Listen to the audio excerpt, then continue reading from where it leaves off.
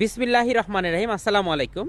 সম্মানিত বৃক্ষপ্রেমীগণ, দেশ এবং দেশের বাইরে থেকে যারা আমার বাবার হাতে এই ধরা থাইল্যান্ডের 12 মাসি সফেদা গাছটি দেখছেন, তাদেরকে জানাচ্ছি অত্যন্ত শুভেচ্ছা, স্বাগতম। সুবিধা থাকতেই আবার গাছে ফুল আসছে। 12 মাসি কেন 12 মাসি থাই সফেদা এটি বলা হয়, দেখুন আমার বাবা দেখাচ্ছেন। একদিক দিয়ে সফেদা বড় হচ্ছে, আরেকদিকে নতুন ফুল আসতেছে।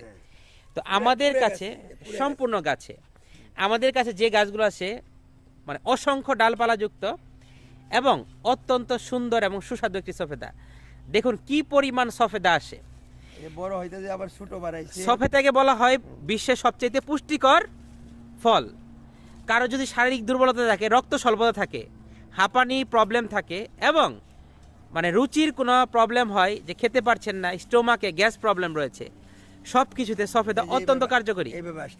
এইভাবে আপনার সারা বছর আসতেই থাকবে। শুধুমাত্র একটি ড্রামের গাছ, একটি ড্রামটা যদি এইভাবে বসায় রাখবেন, আমাদের সকল রেডি করা আছে, খাদ্য দেওয়া রয়েছে। আমার বাবা আরেকটি গাছ দেখাচ্ছেন, একটু দেখুন। সময়ত বিক্ষোভে সফেদা কিন্তু আসলে মানে ভিয়েতনাম 12 মাসি, সরি এটা থাই 12 মাসি, এটা থাই 12 মাসিটার যে এত সুস্বাদু, এত লম্বা সফেদা, মানে এত রন্ধ্রে রন্ধ্রে সফেদা ধরে আছে পাতার মানে গোড়ায় গোড়ায়।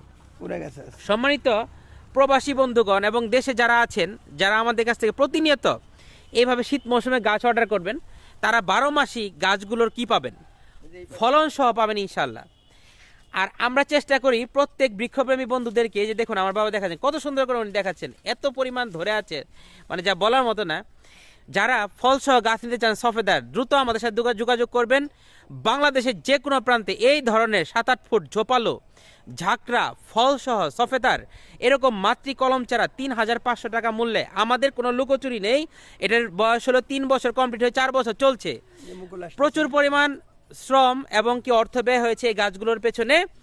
আপনারা 3,500 টাকা মূল্যে একদম থানা পর্যায়ে পর্যন্ত বাংলাদেশ যে কোনো প্রান্তে প্রবাসী এবং দেশে যারা ভাই আছেন, আপনারা ইনশাল্লাহ ভাই বোন যারা আছেন তারা সকলে এইটি অর্ডার করতে পারছেন এই ধরনের মজাদার সফেদা খাওয়ার জন্য। এই সফেদাটি পাকলে এত পরিমাণ টেস্ট লাগে যা বলার মতো না। ধন্যবাদ সকলকে আমাদের সাথে থাকার জন্য। আসসালামু আলাইকুম।